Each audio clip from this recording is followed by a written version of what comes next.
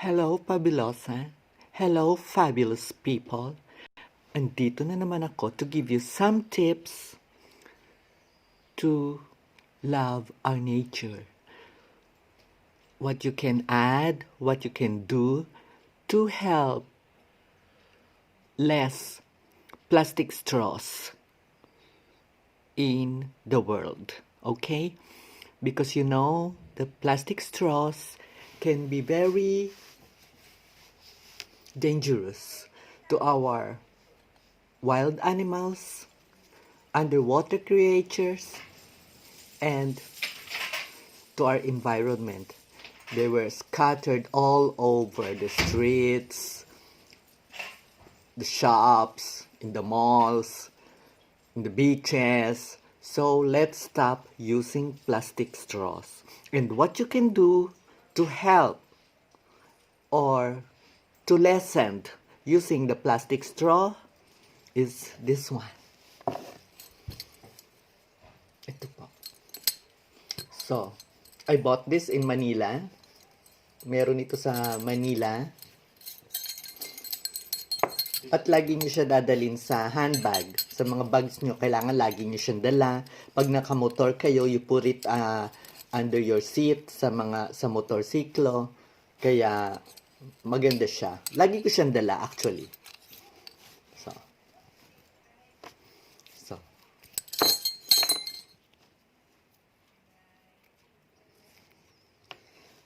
So, this is made of stainless steel, chrome actually, at pwede siyang washable. Lagi mo huhugasan, patutuyuin, tapos balik dito sa kanyang bag at lagay mo na sa yung bag.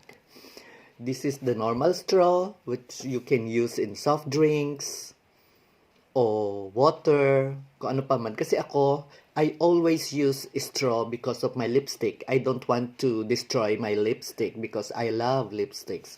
So I always use straw. This is for the soft drink straw. And this one is for milk tea, shake, or something with ice, or with sago or jellies.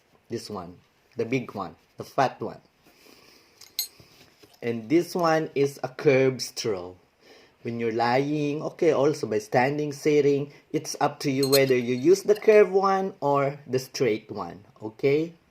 So, and this one is a brush to clean your straw in and out, okay? Inside the straw, ganyan, to clean it, wash it, dry it, and use it. You see? And in this system, or in this stainless straws, we help our nature to lessen the straws on our natural habitat. Okay? So that's a tip from us in a fabulous organization. So,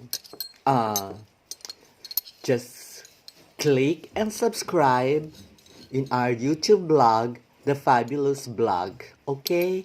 Thank you. I hope it helps you. Thank you.